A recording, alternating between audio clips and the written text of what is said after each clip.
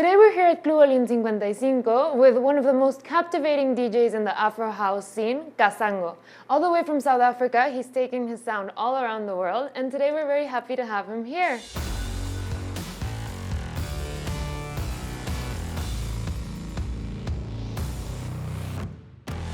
Welcome. Thank you so much for having me. Our pleasure. How does it feel to land in Mexico City?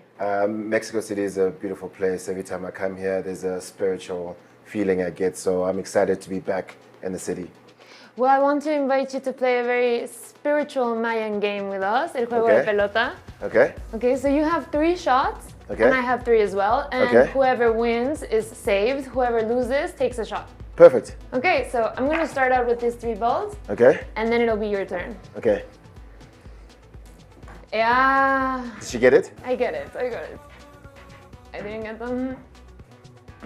Okay, but So I'm that means safe. I take. Okay. So how do I play this game? You have to pass the ball through the hoop. If Yeah. you don't pass any of them, you take a shot. Okay. Cool. All right. Let's go. Come on. You just need one. I think you want the shot. You with me, boy. Come on. Eee! This is your welcome drink. All right. I think it's good you're having it. Let's go. When in Mexico, do as the Mexicans do. Yeah, All I'll right. even drink one for you Okay. to welcome you into. I actually thought I was gonna win that. I thought I was gonna lose. Salud. Salute. Ooh. Good way to start my weekend. See, and Yeah. this interview, we're gonna loosen up. Okay. So, Kasango, we know you started in Welcome and were captivated by house music at a young age. Yeah. Can you tell us a little about what the scene was like then and there? Yeah. So South Africa has been a dance nation. Majority of the music that you would hear all over South Africa is dance music. So we would listen to dance music from all over the world. You know, from electronic music to deep house to soulful music. So I was very fortunate and lucky to be able to grow up in South Africa in a time where you could listen to so many different types of music, and that's what made me fall in love with music. Nice. Were there like DJs you admired that you strived to follow in their footsteps? Correct. I'd always liked music, but there were 2 individuals that made me really want to get into the industry. When I first saw Black Coffee play in my hometown, I knew I wanted to be a DJ. Nice. Because he had something very special, he still does. And there was also another producer by the name of DJ Kent. He's my idol. The music that he was making at the time was very different, you know. So those are the 2 people I would credit to making me want to come into the industry. Nice, shout out. Shout out to them. Yeah. And so, do the sounds of those early days still inspire your sets today? 100%. And I think for me, one thing is I've been blessed to be born in a space where I listen to timeless music. So the same music that I grew up listening to, I can still play now and I can still listen to now. Nice. Yeah. Timeless. I love Yeah. that. And so now you've played in so many stages all around the world, but what was the first one where you felt like, okay, I'm really leveling up now? Ooh, I mean, I've played a lot of places, but I would say was my first show in Paris. Okay. Yeah, and Paris is one of the cities I've always wanted to perform in. And when I got the opportunity to perform there, it was amazing. Yeah. And that's when I knew, okay, we're doing this. Yeah, we're full in. Yeah, we're full in. And what were you thinking on that day? How were you feeling? How did it come to happen? So it was my first international tour. It was actually on my birthday, Nice. And- When's your birthday? 12 March. 12 March? Yes. So you're a Gemini? Pisces. Pisces? Yes, water. No. Super in tune with your emotions, the arts, the music. Exactly, into our emotions. We're dreamers. We like to daydream a lot. So yeah, it was a lot to take in because it was my first time in Paris. But I did 2 shows that night. It was Paris in the morning, Portugal in the evening. So I'll always remember that day because it was like that's when I first started my proper international tour. Wow, well congrats. That's Thank very you so much, exciting. thank you. And how do you feel like jump to now to be representing South Africa all Yeah. over the world in such important stages? Well, firstly, I'd like to thank the people that came before me. I'm not the first to be doing what I'm doing. There were people that have been doing this for a very long time. So I am a product of them. So I'm grateful to be in the position that I'm in, to be able to follow my dream, to play all over the world, even to be here in a place like Mexico City. I grew up watching movies about Mexico City, to me being here and playing here. So for me, it's just, I'm honored to be able to do what I do.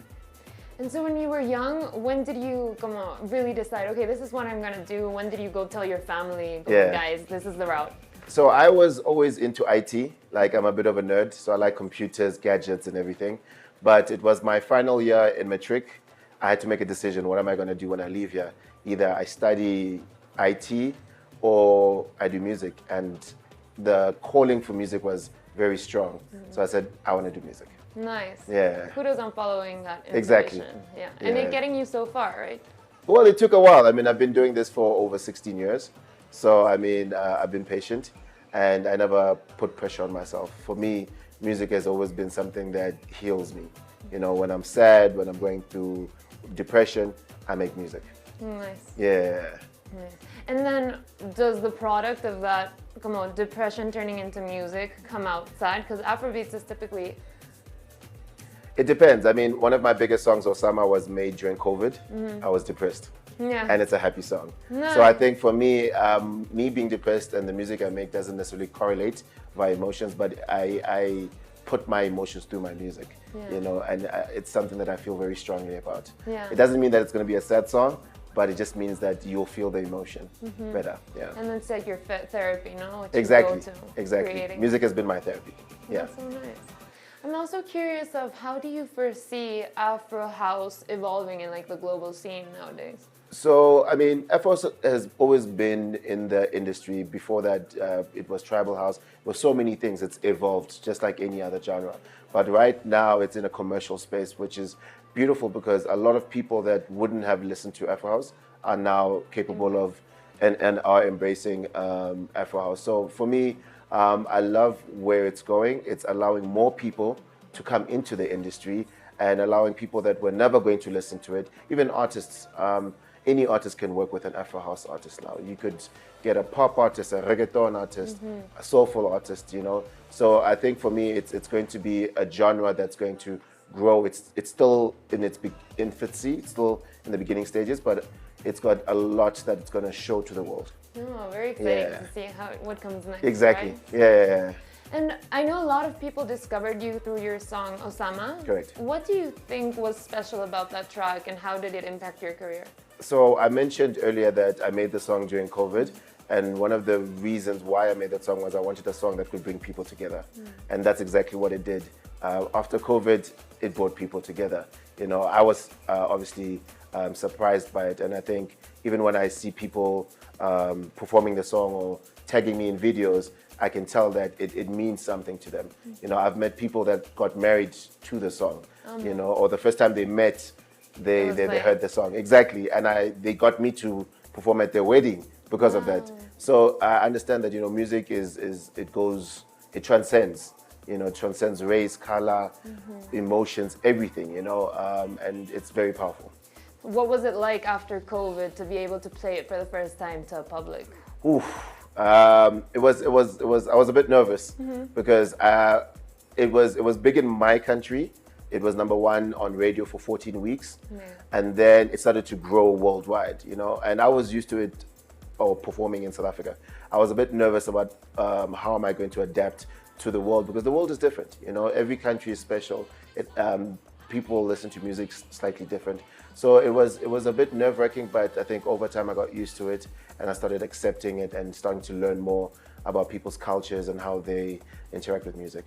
Yeah, it must be very exciting to see how different cultures react to this sound you're bringing to the table. No? Correct. I think if you hear me in Mexico and you hear me in Asia, you might hear two different people, you know, and it's just me trying to adapt more to the people there, you know, because everybody's unique and you need to accept that, you know, and it's a beautiful thing because I love how each nation allows me to be a better DJ producer, you know, just by allowing myself to listen to more. Of course, you're expanding your knowledge. No? Yeah. Nice. And can you tell us a little bit about what your creative process is like? Yeah.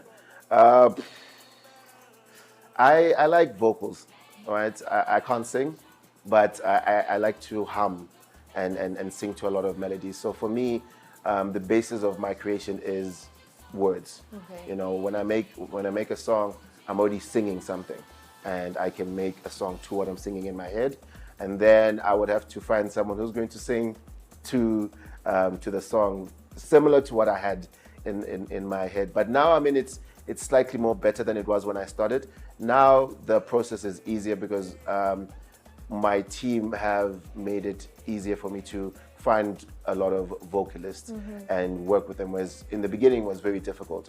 It wasn't the easiest thing to find someone to sing on a song. Like, I could have the beat, but if you don't have a vocalist, you don't have a song, you know. Maybe not a lot of people know how collaborative music really is, right? Yeah. It's very important. And I mean, for me, I think I suffered for the longest time because I couldn't find people to collaborate with. And that made me feel like I wasn't good enough, you know, until I started doing things slightly different, you know. And once you collaborate with people, you learn to not only listen to yourself, but allow yourself to also allow people into your creative space so that you can make something beautiful together. And that's beautiful. Yeah. And what was it that you had to change or adapt that you would maybe recommend to other people to be aware of so that... Be open-minded, don't be stubborn. I mean, we all know what we want. We all know what we want to achieve. But I mean, when you work with someone, you kind of have to also see someone else's vision and find the middle line. And once you find the middle line, you're able to create something from that. Nice. Yeah. And are there 3 advice you'd give to young producers who are watching this right now? Ooh, be patient, study. And it doesn't, you can go to school, you can study from other artists, even artists that are not in the same industry as you. Everybody has a story, everybody has something that you can learn from. And the third one is always believe in yourself. I think for me, the most important thing I did for myself was never give up on myself.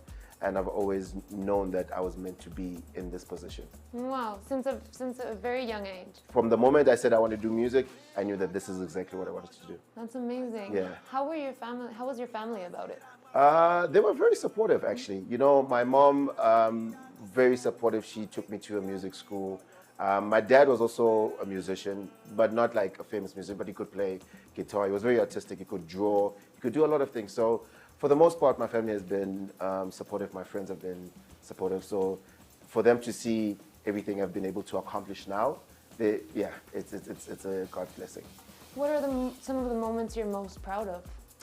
Ooh, okay. I took my mom to my first award ceremony for one of the biggest awards in my country, and I won it. No, amazing. And that was a beautiful experience for me because we grew up watching these awards together on TV. Yeah. To now her being there and watching me collect, you know. So for me, that's one of the best memories I'll have is watching my mother see me succeed and collect an award for my work. The best date you could have taken. 100%. And what was the award? So we won Best Collab for Summer. We won Most Airplay. Best Collab and Most Streamed. Okay. For like basically the song that had the most radio plays in the country. And we won another collab, another award, but with a different award ceremony. Yeah, but those were the first 2 awards that I won.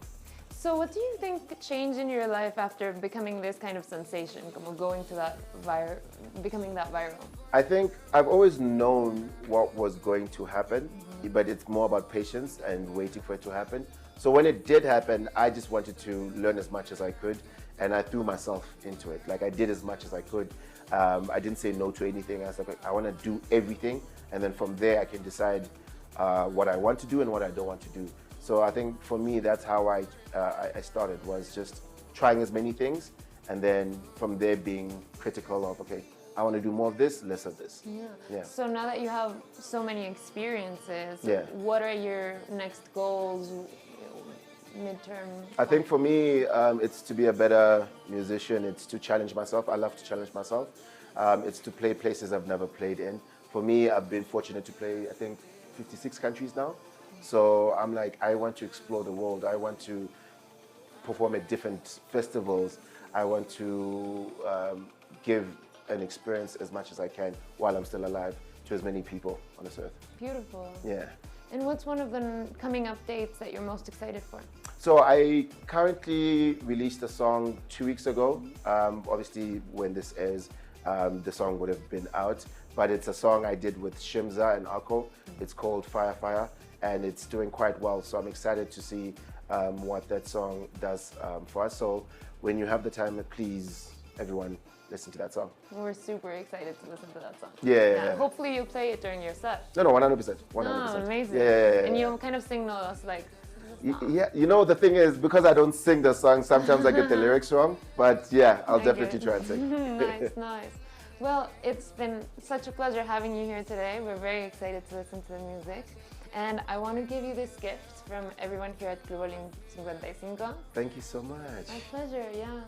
And I love caps, as you can As we can tell. see. Yeah. Next time you can wear this one. No, 100%. Not even next time, tonight. Ah, love it. Yeah. We're seeing them pop up all around the world, so Yeah? it's very exciting. Perfect. Yeah. No, I'll take it along with me everywhere I go. Beautiful. Yeah. Yeah, well, thank you so much. No, thank you so much for having me, and I look forward to seeing what you guys get up to in future also. Amazing. Gracias. And to everyone watching, stay and listen to Kasango's DJ set that assures some movement, dance, and a lot of fun. Ciao.